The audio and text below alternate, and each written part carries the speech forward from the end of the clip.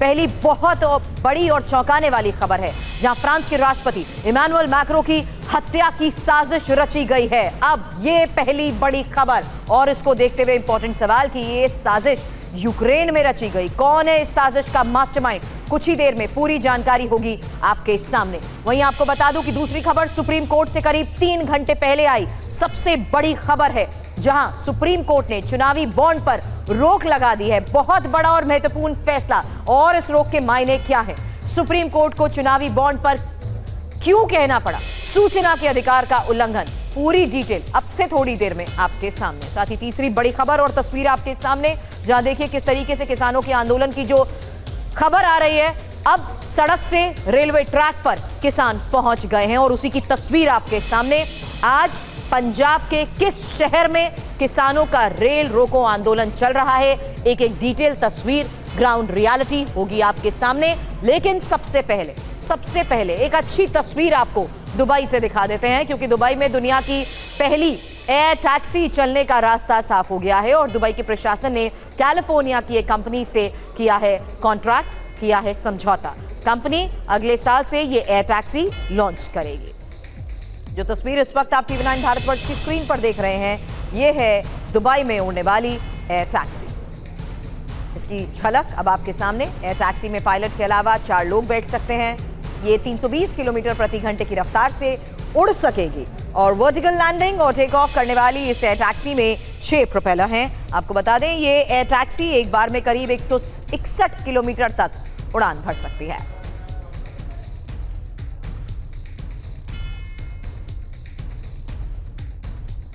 और इस बीच एक और तस्वीर आपके सामने होगी, क्योंकि अमेरिका के कैंसस में शूट आउट को लेकर आज खबर आई, जहां फुटबॉल चैंपियनशिप में जीत के बाद निकाली गई परेड में कैसे गोलीबारी हुई, वो तस्वीर देखिए।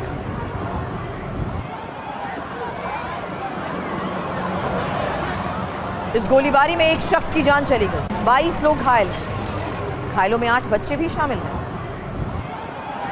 हालांकि 3 हमलावरों को मौके पर ही पकड़ लिया गया। वही तस्वीर आपके सामने, अमेरिका के कैंसस सिटी की सुपर बाउल फुटबॉल चैंपियनशिप में जीत के बाद एक परेड निकाली गई, और इसी परेड में कुछ हमलावरों ने गोलियां बरसानी शुरू कर दी, और हमलावर जब भागने लगे तो उनमें से एक हमलावर को भीड़ ने अपने चंगुल में ले लिया। लोगों ने उसे पकड़ लिया, उसकी पिटाई की और बाद में पुलिस के हवाले किया।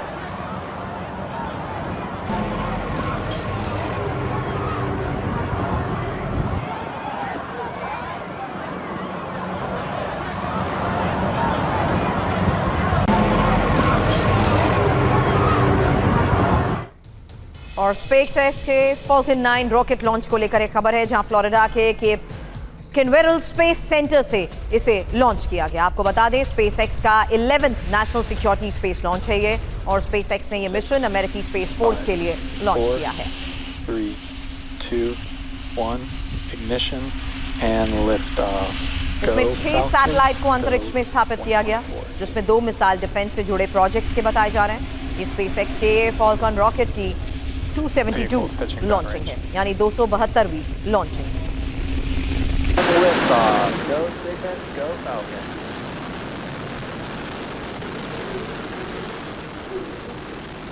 Falcon 9 and Cygnus begin their flight, taking aim on the International Space Station. Pitch and roll program are in. Falcon 9 parking out.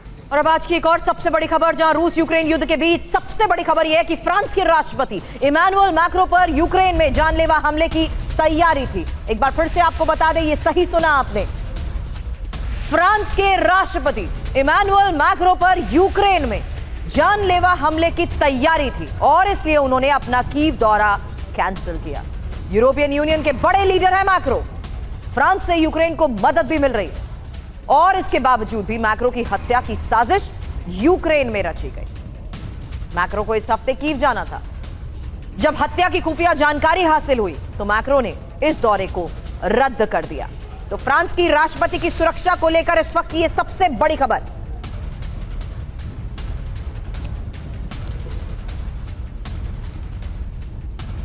किसका था यह खतरनाक प्लान? मैक्रो की हत्या की साजिश को लेकर एक एक डिटेल जानकारी अब आपके सामने। यूक्रेन में हत्या की साजिश को लेकर अगर खबर है तो क्या ज़ेलेंस्की का यह खतरनाक प्लान है? इंफॉर्मेशन आपके सामने, इमानुएल मैक्रो की दौरे पर जाने वाले थे और इंफॉर्मेशन वॉल पर इसी बारे में उस दौरे को लेकर बड़ी खबरें सामने आई, जहां देखिए खबर ये कि इमानुएल मैक्रो यूक्रेन में मैक्रो की हत्या की साजिश रची गई और यूक्रेनी खुफिया एजेंसी ने यह साजिश रची है।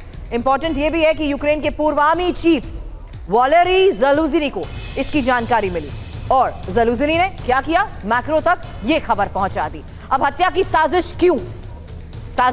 क्योंकि युद्ध और भड़काने के लिए क्या यह साजिश रची गई, यह एक सबसे बड़ा सवाल है। यहां तक कि मैक्रो की हत्या कर ज़ेलेंस्की पुतिन पर आरोप लगाते, ये भी स्पेक्युलेशंस लगाए जा रहे हैं। और मैक्रो की हत्या अगर होती तो नेटो रूस में सीधी जंग भी शुरू हो जाती। हालांकि नेटो और रूस में जंग शुरू होने का मतलब क्या है जानते हैं? मतलब है वर्ल्ड वॉर। यूक्रेन पहले भी नेटो और रूस में जंग शुरू कराने की कोशिश कर चुका है और इसकी एक टाइमलाइन, जहां नवंबर 2022 में देखिए यूक्रेन ने पोलैंड पर मिसाइल से हमले को अंजाम दिया था और मिसाइल हमले का आरोप किस पर लगा था? आरोप रूस पर लगाया गया था। मेरे सहयोगी मनीष झा इस वक्त हमें ज्वाइन कर चुके हैं। मनीष, मतलब क्या निकलता है इस खबर का, क्योंकि इमानुएल मैक्रो की हत्या की साजिश और वो भी यूक्रेन में? देखिए, अगर ऐसा हो गया होता तो सोचिए कितना बड़ा अनर्थ होता।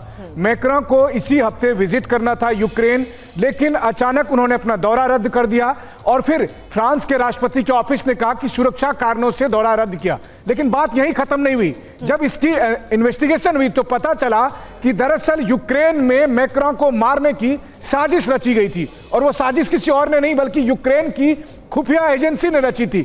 यानी कि मैक्रो आते, फ्रांस के राष्ट्रपति यूक्रेन के दौरे पर आते, यहां पर उन पर जानलेवा हमला होता, मैक्रो मारे जाते और फिर यूक्रेन जांच करके यह कहता कि इसके पीछे रूस के राष्ट्रपति पुतिन का हाथ है और फिर रूस और फ्रांस के बीच लड़ाई होती और इसका मतलब था कि रूस और नाटो की सीधी जंग शुरू हो जाती। और ऐसा हो भी सकता था, क्योंकि अगर आप देखें तो जैसा कि हमने अपने दर्शकों को बताया, याद करिए नवंबर 2022 का वो दिन जिस वक्त की G7 की मीटिंग हो रही थी और अचानक एक मिसाइल जाकर पोलैंड में गिरा और यूक्रेन ने तुरंत कहा कि यह रूस का मिसाइल है। अगर पोलैंड ने उस समय संयम से काम नहीं लिया होता तो 2022 में ही शायद दुनिया खत्म हो चुकी होती। बिल्कुल। तो एक बार फिर वही कोशिश करने की कोशिश की गई है। चलिए, एक CIA रिपोर्ट को लेकर जो बड़ी इंफॉर्मेशन मनीष आपने पहुंचाई है उसी के बारे में इंफॉर्मेशन वॉल पर कुछ डिटेल रखूंगी, क्योंकि रूस और यूक्रेन के बीच जारी जंग के 2 साल पूरे होने वाले हैं।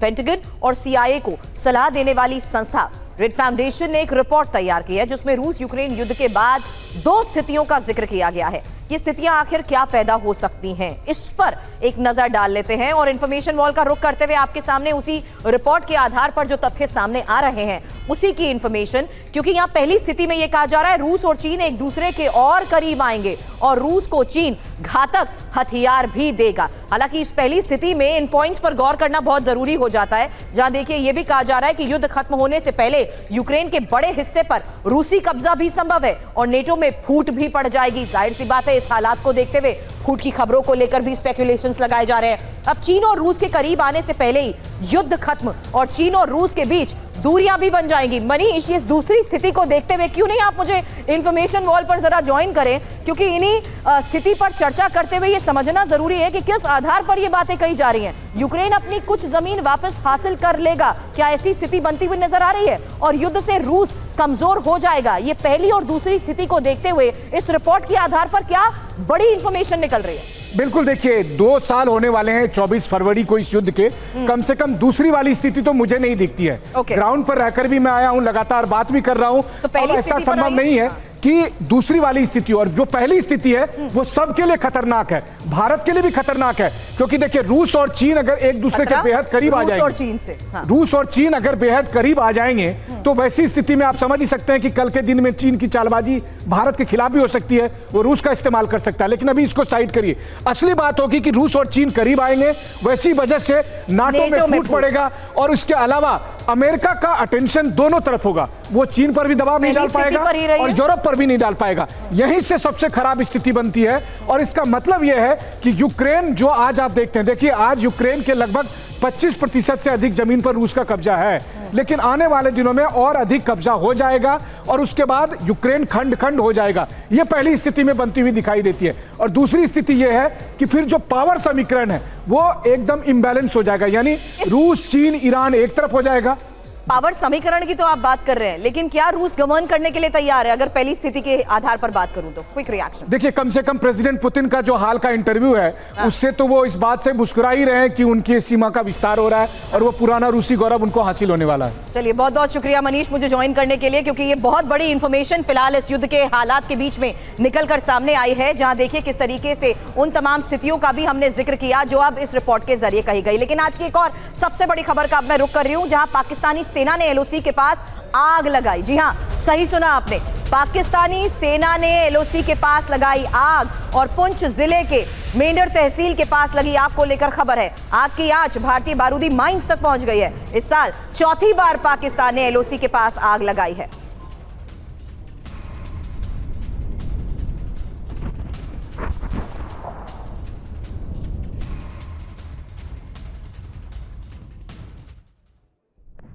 पाकिस्तान अपनी नापाक हरकतों से बाज नहीं आ रहा। एक बार फिर पाकिस्तान की तरफ से एलओसी के पास आग लगाई गई है और इस साल एलओसी के पास आग लगने की ये चौथी घटना है। आग कई किलोमीटर तक फैल गई है, जिसकी तस्वीरें भी लगातार हम आपको दिखा रहे हैं और सीमा पार आग लगने से भारतीय सेना अलर्ट मोड पर है।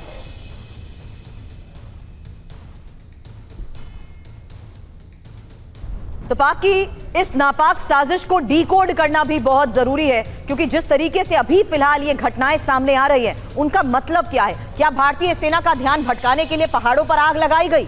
आग की आड़ में आतंकियों की घुसपैठ कराने की क्या ये कोशिश है? आग लगाकर भारतीय सीमा में बिछाई गई माइंस को नष्ट करने की कोशिश है?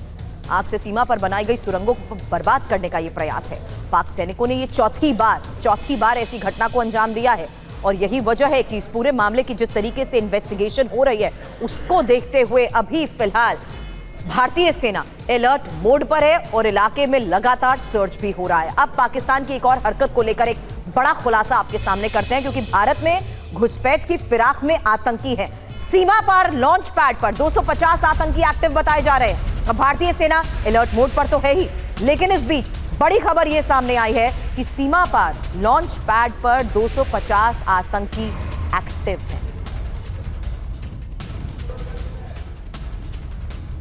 तो सीमा पार आतंकियों के launch pad active, information wall का रुख करते हुए इसी बारे में फिलहाल जो बड़ी खबर सामने आई है वही डिटेल आपके सामने, जहां सीमा पार लॉन्च पैड पर 250 आतंकी मौजूद बताए जा रहे हैं, एक्टिव बताए जा रहे हैं और पाकिस्तानी सेना घुसपैठ कराने की जाहिर सी बात है फिराक में है। वहीं मौके की तलाश में जिस तरीके से पाकिस्तानी सेना है, भारतीय सेना की भी उन पर नजर है। कल पाकिस्तान ने सीज फायर को तोड़ा था। आपको बता दूं, आरएसपुरा सेक्टर में 20 मिनट तक लगातार फायरिंग को लेकर भी खबर मिली थी। वहीं भारतीय सेना ने इसका मुंह तोड़ जवाब भी दिया है। अंकित भट्ट इन दो बड़ी खबरों पर हमारे को और अपडेट के साथ इस वक्त ज्वाइन कर रहे हैं। अंकित, आग की घटनाओं को देखते हुए सुबह भी हम चर्चा कर रहे थे कि ये कोई पहला मौका नहीं है, साजिश के तहत सब कुछ हो रहा है। वहीं दूसरी तरफ लॉन्च पैड और इनका एक्टिव होना, क्या बड़ी खबर इस बारे में?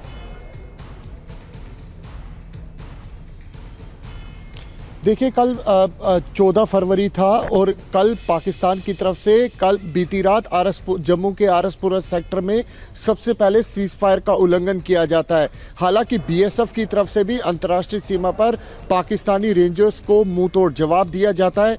20 मिनट तक ये गोलाबारी चलती है। उसके बाद बीएसएफ अंतर्राष्ट्रीय सीमा पर पूरी तरीके से अलर्ट हो जाती है। वहीं पाकिस्तान की खुफिया एजेंसी आईएसआई, पाकिस्तानी सेना ये प्रयास कर रही है कि ज़्यादा से ज़्यादा आतंकियों की घुसपैठ किसी भी तरीके से करवाई जा सके, क्योंकि जम्मू कश्मीर की अगर बात की जाए पूरी तरीके से शांति बनी हुई है, आतंकवाद का सफाया किया जा रहा है। ऐसे में पाकिस्तान आए दिन नई साजिशें रचता है।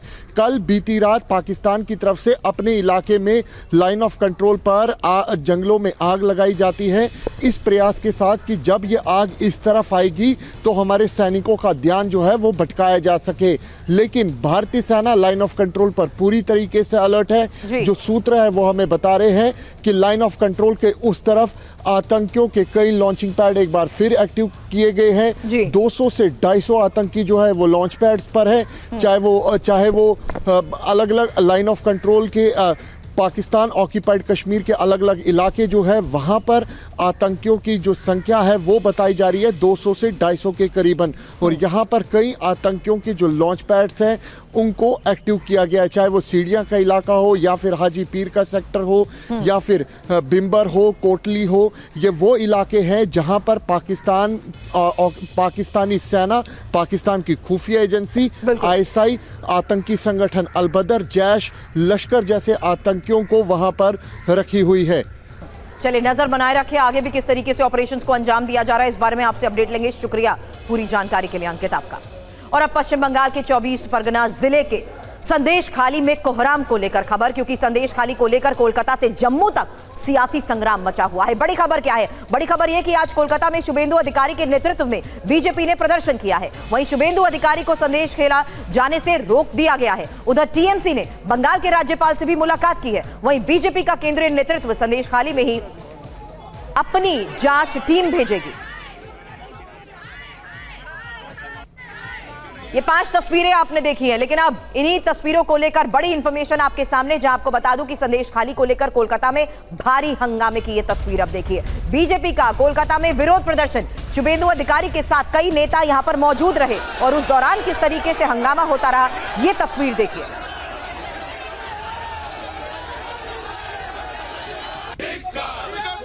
छह बीजेपी विधायकों के निलंबन से बीजेपी नाराज है।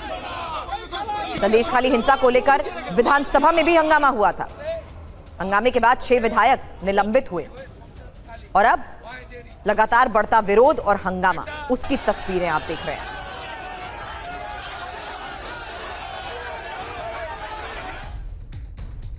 इसी को लेकर एक और खबर यह आई कि शुभेंदु अधिकारी को संदेश खाली जाने से रोका गया है और कोलकाता से संदेश खाली शुभेंदु अधिकारी जा रहे थे। कोलकाता में ही पुलिस ने शुभेंदु अधिकारी को रोक दिया। ये उस वक्त की तस्वीर। किसी भी तरह शुभेंदु अधिकारी को यहां से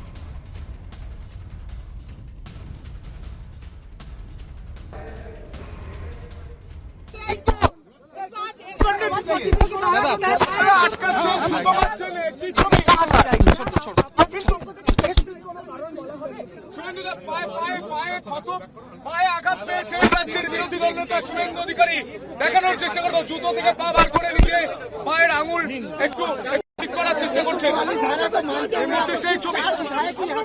अरे उनको पूछो भाई, उनका एडीसीपी बिलात खालिद मिराज वहाँ बताया चाह रहा है तो सर जाइए, और वो बता रहा है आपका legally permissible, but we are not allowing you. मैं पूछा किसका डायरेक्शन, बोला ऊपर वाला का। ऊपर वाला कौन? खुदा और भगवान। बोला नहीं नहीं मेरा डिपार्टमेंट। अरे भाई बूट से पीटा, बूट का से मेरा पा में पहले बढ़ रहा था, मुझे पा में बूट से। A mayor DSP, 4 time MLA, ex minister, leader of opposition, 2 time MP, 3 time councillor. What type of behavior?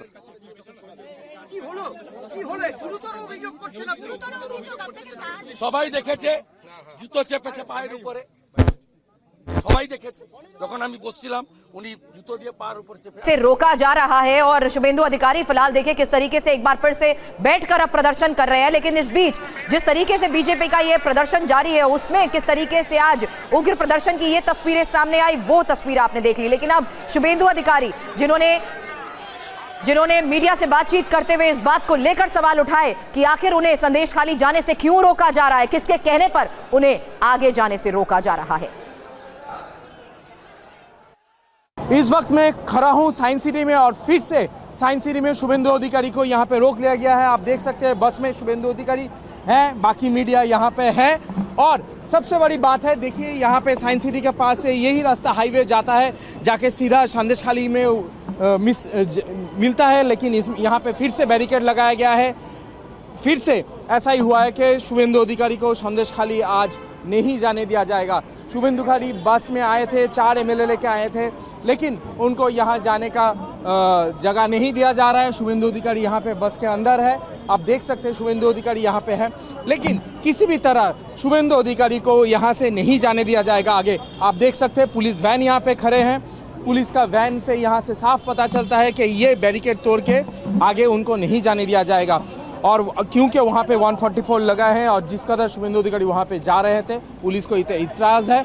और जैसे शुभेंदु अधिकारी निकले यहाँ से असेंबली से, उनको साइंस सिटी के पास में यहाँ पे रोक दिया गया। तो संदेश खाली को देखते हुए जिस तरीके से लगातार विरोध प्रदर्शन हो रहा है, फिलहाल सदन में नजर आ रहा है कि ममता बनर्जी भी इस वक्त कुछ बोल रही है। क्या उनकी तरफ से कहा जा रहा है? हमारे सहयोगी रविशंकर दत्ता से इस बारे में करेंगे बात, लेकिन इस बीच रविशंकर दत्ता की वो रिपोर्ट आपने देखी जो उसी मौके पर मौजूद थे जहां पर लगातार प्रदर्शन हो रहा था और उसके बाद शुभेंदु अधिकारी को भी आगे जाने से, संदेश खाली जाने से रोक दिया गया। अब संदेश खाली पर ही विधानसभा में सीएम ममता बनर्जी की तरफ से क्या कहा जा रहा है? वो कह रही है कि हमने मामले में कार्रवाई की है। सीएम ममता बनर्जी जिस तरीके से इस पूरे मामले में कार्रवाई की बात कह रही है, सुनिए।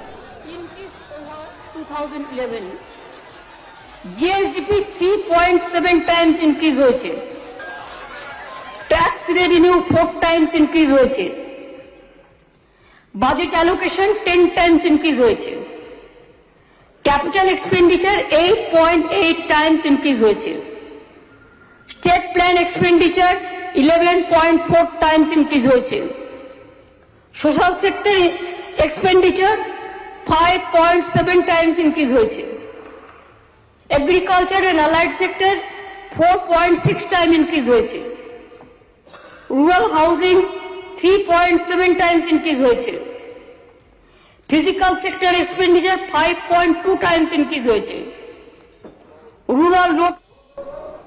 तो एक तरफ जहां सदन में ममता बनर्जी पूरे मामले की जांच की बात कह रही हैं, वहीं बाहर हो रहे हंगामे को लेकर मेरे सहयोगी रविशंकर दत्ता से अपडेट लूंगी, लेकिन उससे पहले जल्द आपको ये पूरा मामला बता देती हूं कि संदेश खाली पर हंगामा क्यों हो रहा है। महिलाओं ने जिस तरीके से यौन शोषण के आरोप लगाए, इन्फॉर्मेशन वॉल पर इसी पूरे मामले की डिटेल आपके सामने रख देते हैं, क्योंकि संदेश खाली पर जिस तरीके से संग्राम मचा हुआ है वो तस्वीर हम आपको दिखा रहे हैं। वहीं आपको यह भी बता दें कि शेख शाहजहां और उनके समर्थकों पर आरोप लगे हैं इस पूरे मामले को देखते हुए, और रात में महिलाओं को पार्टी कार्यालय ले जाने के आरोप बहुत गंभीर आरोप है। वहीं यह भी जान लीजिए कि किस तरीके से मना करने पर सरकारी सुविधाएं रोकने तक के आरोप लगाए गए हैं और महिलाओं की शिकायत पर पुलिस ने कार्रवाई तक नहीं की है। हालांकि बीडीओ कार्यालय जाने पर भी कोई कार्रवाई नहीं हुई। महिलाओं ने टीएमसी के खिलाफ जिस तरीके से प्रदर्शन किया उसकी तस्वीरें लगातार सामने आती रही। वहीं राज्यपाल का अत्याचार के आरोप पर जांच का आदेश, लेकिन इस वक्त की जो स्थिति बनी हुई है, रविशंकर दत्ता हमारे सहयोगी कोलकाता से इस बारे में हमें अपडेट दे रहे हैं। जी रवि, बताएं।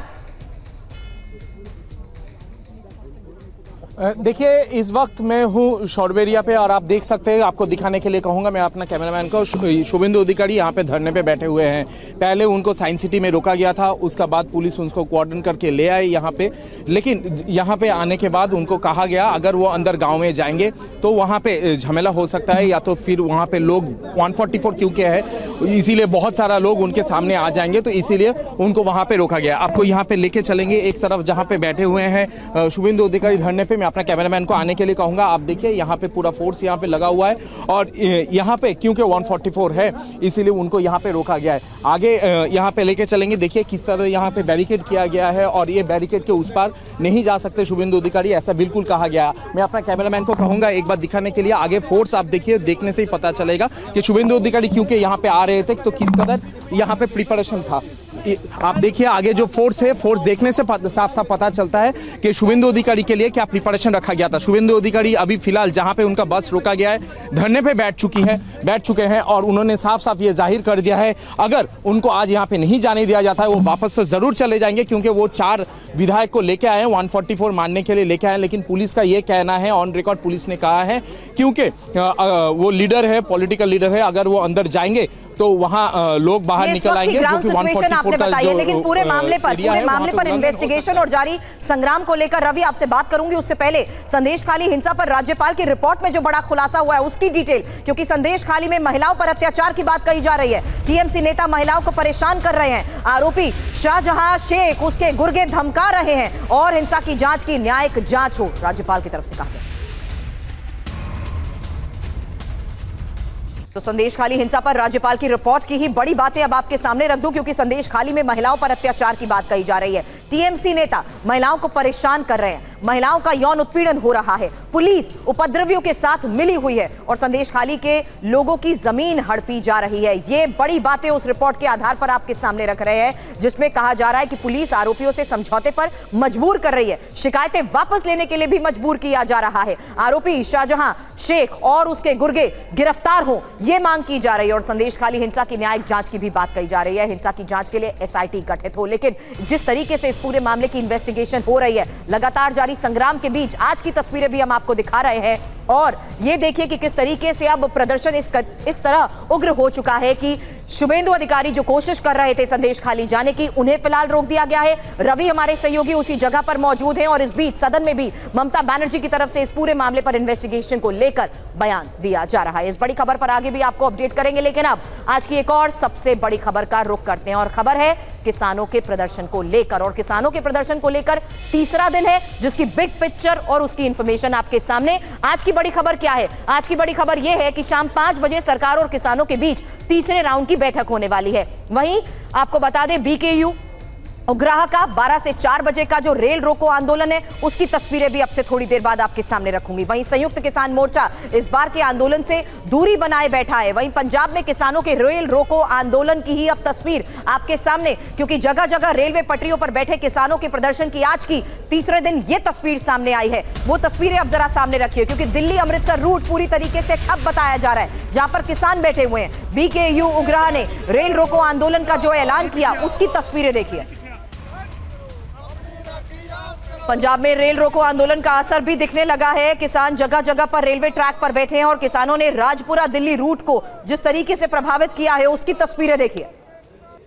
नहीं नारा लाओ पटियाला के राजपुरा से ही हमारे सहयोगी मोहित मल्होत्रा इस वक्त हमें ज्वाइन कर चुके हैं। संभव हो तो सीधी तस्वीरें दिखाएं और इस वक्त हालात बताएं मोहित।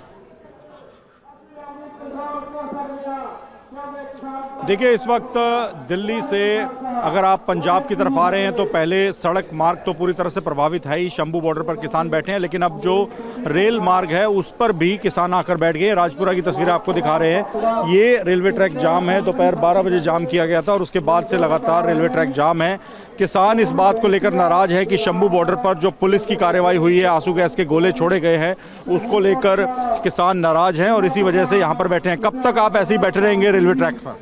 ਇਹ ਹਜੇ ਸਾਡੇ 3 ਘੰਟਿਆਂ ਦਾ ਪ੍ਰੋਗਰਾਮ ਹੈ। ਜੇ ਸਰਕਾਰ ਉਹਨਾਂ ਤੇ ਤਸੱਦਦ ਕਰਨੋਂ ਨਾ ਹਟੀ ਤਾਂ ਫਿਰ ਦਿੱਲੀ ਵੀ ਸਾਡੇ ਲਵੇ ਕੋਈ ਦੂਰ ਨਹੀਂ ਹੈਗੀ।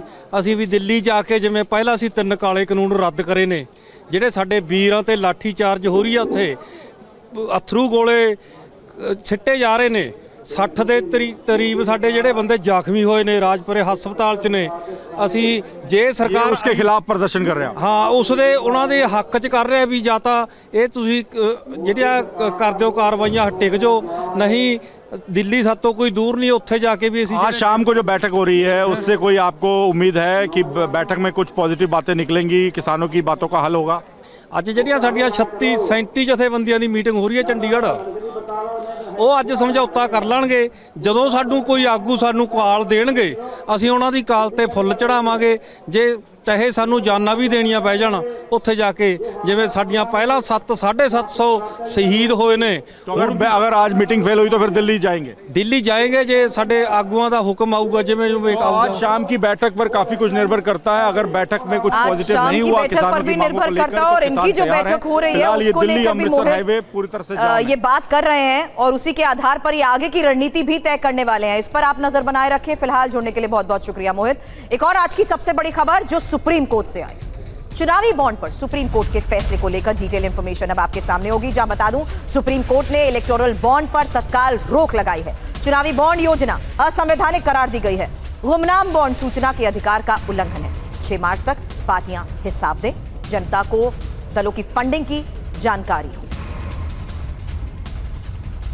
इलेक्टोरल बॉन्ड पर सुप्रीम कोर्ट ने क्या क्या कहा है, इंफॉर्मेशन वॉल का रुख करते हुए उसी फैसले को देखते हुए बड़ी बातें अब आपके सामने, क्योंकि चुनावी बॉन्ड योजना असंवैधानिक। आज की ये सबसे बड़ी और पहली खबर, जहां जान लीजिए किस तरीके से तत्काल प्रभाव से चुनावी बॉन्ड पर रोक लगाने का फैसला लिया गया है। वहीं 12 अप्रैल 2019 से सार्वजनिक होगी जानकारी। इसमें इंपॉर्टेंट यह भी है कि चुनावी बॉन्ड सिस्टम में पारदर्शी नहीं है, यह बात कही गई है और चुनावी बॉन्ड से ब्लैक मनी व्हाइट किया जा रहा है। सूचना के अधिकार का उल्लंघन सही नहीं। जनता को पैसे का स्रोत जानने का अधिकार है और यह भी कि जल्द से जल्द एसबीआई चुनाव आयोग से 6 मार्च तक जानकारी साझा करे। इनफैक्ट इलेक्शन कमीशन सभी दान को रसीद के साथ 1 हफ्ते में सार्वजनिक करे और 15 दिन की वैधता वाले बॉन्ड लौटाने होंगे। तो इलेक्टोरल बॉन्ड पर सुप्रीम फैसले को देखते हुए यह बड़ी खबर हमने आपके सामने रखी। लेकिन इस बीच बता दूं कि कांग्रेस ने सुप्रीम कोर्ट के फैसले का स्वागत किया है और सुप्रीम कोर्ट के फैसले के बाद पवन खेड़ा की तरफ से क्या कहा गया सुनिए। उन्होंने कहा कि सरकार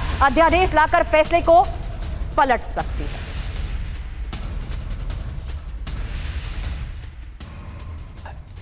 हम माननीय सर्वोच्च न्यायालय के इस आदेश का खुले दिल से स्वागत करते हैं। आपको याद होगा कि ये electoral bond scheme Bharatiya Janata party की मोदी सरकार मनी बिल के तौर पे लेकर आई थी ताकि राज्यसभा में इस पर कोई चर्चा ना हो, कोई बहस ना हो और सीधा पारित हो जाए। आज भी हमें डर है और हमारा डर भी जायज है। हमारा डर यह है कि कहीं फिर से कोई अध्यादेश जारी ना हो जाए ताकि इस सुप्रीम कोर्ट के आदेश से बच जाए सरकार। ये डर हमारा जायज है।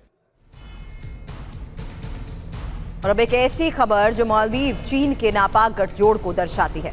बड़ी खबर यह है कि चीन मालदीव के साथ मिलकर भारत के खिलाफ साजिश रच रहा है। चीन की गोद में बैठा मालदीव अपने समुद्री इलाके के दुरुपयोग की खुली इजाजत दे रहा है। बड़ी खबर तो यह है कि मालदीव ने गुपचुप तरीके से अपने इकोनॉमिक जोन में चीन के जासूसी जहाज जियांग यांग होंग O3 को डेटा जुटाने की मंजूरी दे दी है। इसका मतलब जानते हैं? इसका मतलब यह हुआ कि चीन की पहुंच लक्षद्वीप से करीब 700 किलोमीटर दूर तक बन गई है और मालदीव की इस हरकत के बाद इस बात का भी शक है कि चीन का जासूसी जहाज आसपास के इलाकों का डेटा जुटा सकता है। इसकी पहुंच भारत के तटीय इलाकों तक भी हो सकती है।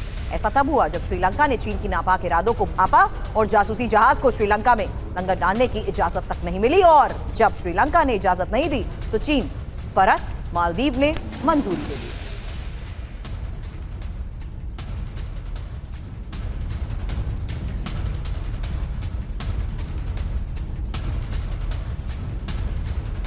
चलिए एक जल्द इंफॉर्मेशन आपके सामने रखते हैं। चीन का ये जासूसी जहाज जो है वो जिस तरीके से मालदीव में डेरा डाल चुका है, किस तरह मालदीव के राष्ट्रपति मोइजू ने इस जासूसी जहाज के लिए खुद को एक्सपोज कर दिया है, ये इंफॉर्मेशन आपके सामने। क्योंकि चीन की शह पर मालदीव के इस खेल को लेकर बड़ा खुलासा ये कि 8 फरवरी को जियांग यांग होंग O3 को मालदीव पहुंचना था। 14 फरवरी को मालदीव पहुंचा लेकिन जानकारी गुप्त रखी गई। जासूसी जहाज की लोकेशन ट्रैकर वेबसाइट में भी नहीं मिल रही थी। जासूसी जहाज जियांग डेटा जुटाने का शक मालदीव ने 23 जनवरी को कहा और जहाज को सिर्फ ईंधन भरने की ही मंजूरी मिली, जबकि बाद में गुपचुप तरीके से चीनी जहाज को डेटा जुटाने की मंजूरी भी दे दी गई। अब मोइजू और जिनपिंग के इस गठजोड़ को लेकर जिस तरीके से खबर सामने आ रही है, नई ऊंचाइयों पर यह गठजोड़ पहुंच रहा है और चीनी जासूसी जहाज के मालदीव आने से भारत के लिए किस तरीके से खतरा बढ़ रहा है ये समझ लीजिए। क्योंकि मालदीव तो सिर्फ मोहरा है, असल चालबाजी तो चीन की है और भारत के लिए यह खतरा कैसे है? सैटेलाइट से डेटा जुटाता है जियांग और डेटा सीधे चीन भेजता है चीनी जासूसी जहाज, जबकि मालदीव के आसपास का डेटा जुटाने का ये शक जो है वो और गहराता जा रहा है। मालदीव का चीन के प्रति झुकाव भारतीय हितों के भी खिलाफ ही है, लेकिन जियांग यांग होंग O3 को अमेरिका स्कैन कर चुका है। इस जासूसी जहाज की स्कैनिंग के बाद जो तथ्य उभरे हैं वो भी जान लीजिए। जियांग को देखते हुए जिस तरीके से ये पूरी साजिश सामने आई है उसमें यह साफ हो गया है कि जहाज में मिसाइल ट्रैकिंग सिस्टम भी है। शिप में छिपकर सुनने वाले उपकरणों को लेकर भी बड़ा खुलासा हो रहा है। यहां तक कि 1000 किलोमीटर दूर हो रही बातचीत भी सुनाई जा सकती है। समुद्र में शोध के नाम पर जासूसी और वहीं चीनी सेना जिस तरीके से इसे ऑपरेट करती है उसको लेकर भी बड़ा खुलासा। चीन के पास ऐसे कुल 9 जहाज हैं।